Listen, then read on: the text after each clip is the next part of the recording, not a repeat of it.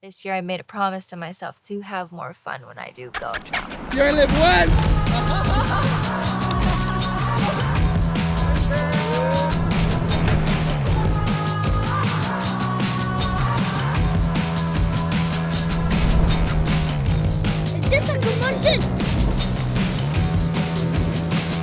Kelis Kaleopa'a out of Waikīkī.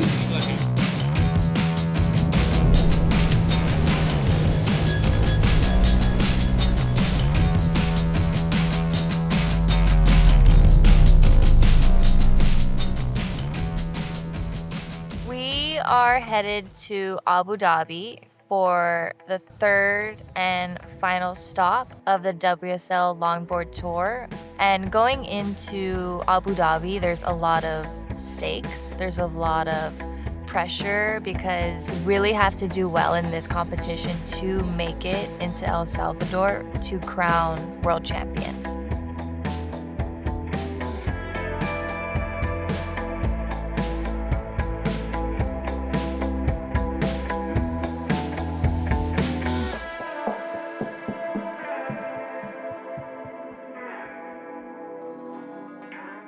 Our route was Oahu to Korea, 6-7 hour layover.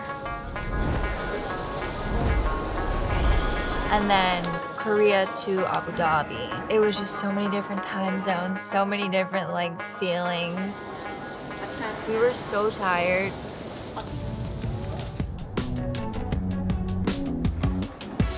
A lot of these competition trips, we strictly kind of just go, surf, eat, sleep, surf, eat, sleep. It's just like on a cycle. But Abu Dhabi is different because you can't just paddle out and surf. So you get to really enjoy where you are and you get to do all these activities with your family, your friends. And that's what I really love about this place.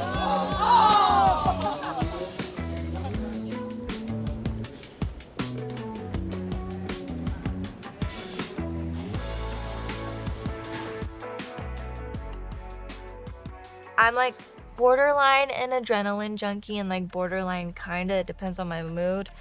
But we had to obviously get into the sand dunes, so we took these cars with our drivers. They're crazy. It was just crazy off-roading vibes. In the sand dunes, you were literally surfing a sand dune wave.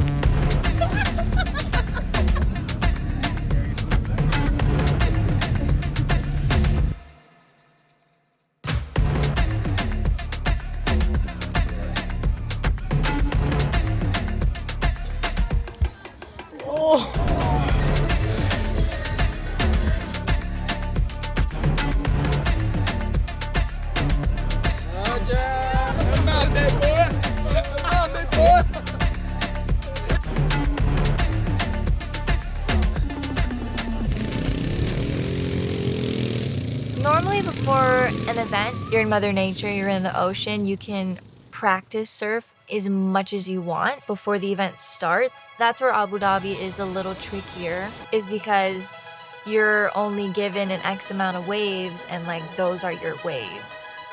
So practice waves are literally everything, and I'm so grateful that we had another opportunity to practice before our event.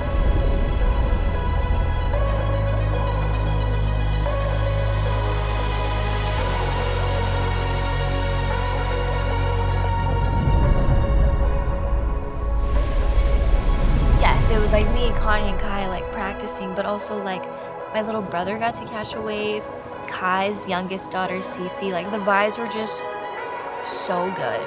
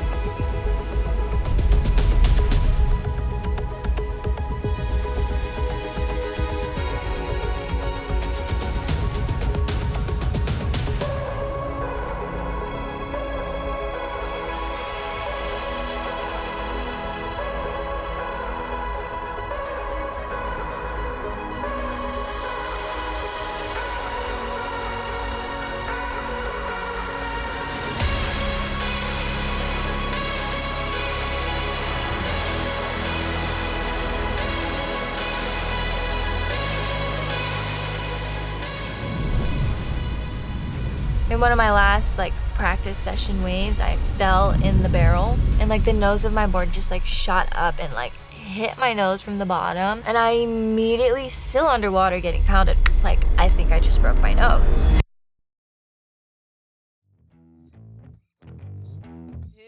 Surf Abu Dhabi looking resplendent in the morning sunshine. Temperatures already pretty warm. Before my first heat, it was like so many emotions, so many different feelings. Hurting my nose kind of like hindered my confidence a little bit for some reason. Top 3 on the longboard tour right now here at Surf Abu Dhabi.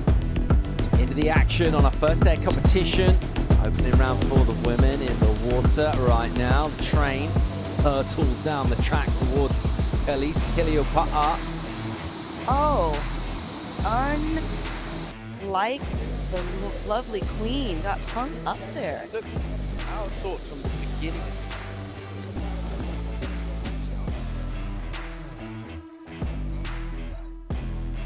You could tell on my first wave because I missed my first wave, which never happens, ever.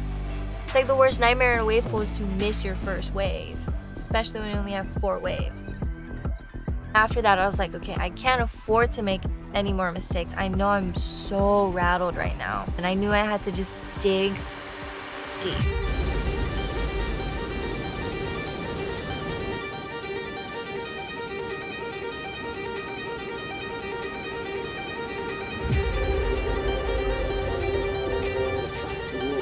Kelis Kaleopa'a at Waikīkī.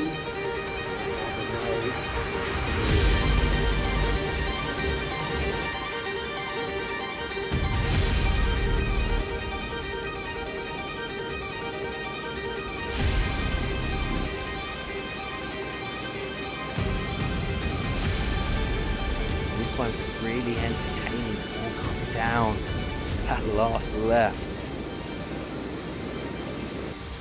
And it looks like she does it, Paul. Breaks it in with an 8.23. Number is there for Kelis Kaleopa'a. Goes excellent, 8.23, gets the job done. She gets to avoid that second round of elimination and go straight to quarters, and she'll be absolutely delighted with that. I went up against Miss Honolulu Bloomfield in my quarterfinals. Competing against your friends, especially your best friends, is like the hardest thing to ever do.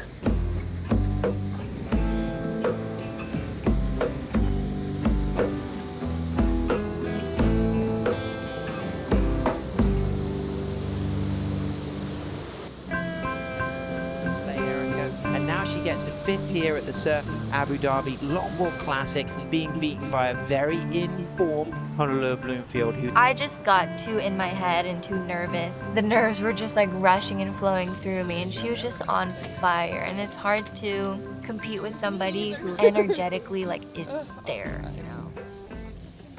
Emirates as we shift gears into the men's opening round. Surfers seeded into groups of 4. We've got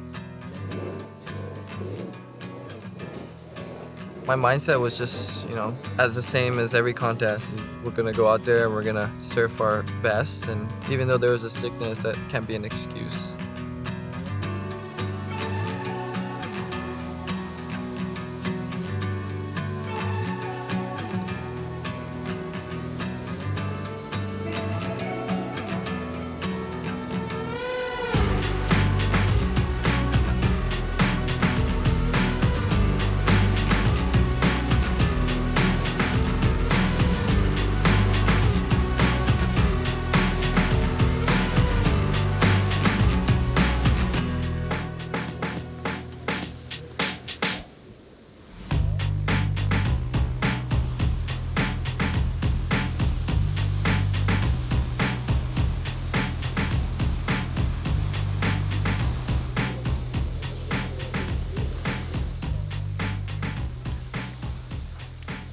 After my heat, I was pissed. I was mad I wasn't going to make it through that contest. I'm not even sure I was gonna make it to El Salvador for the finals. And then a few heats later, kind of did the math, and I was like, oh yeah, I'm definitely not going to El Salvador. Now the whole goal was to re-qualify, like stay in the qualifying top 10. that was just the goal at that point, you know. Forget about the finals. This year's done. Like, I was pissed.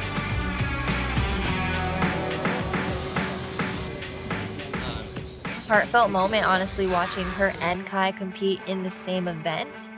And I could feel how special that was for Kai.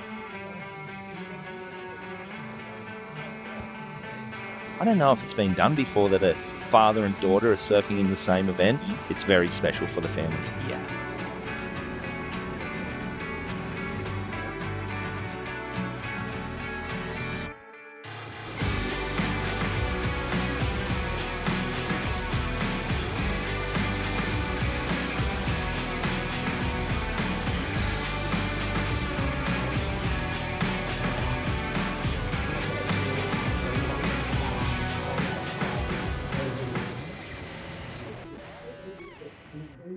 Oh well.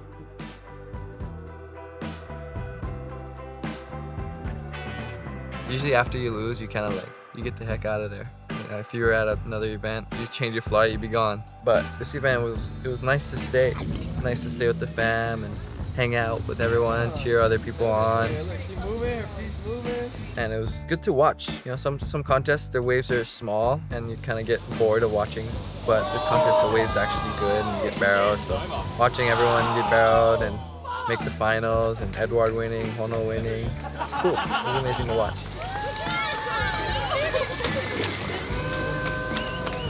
I wasn't not happy with my performance, because I was, but I knew I just had more in the tank. Next for me is probably to re-qualify. So I'm on that revenge tour. It's about to go down. I ain't slacking this year.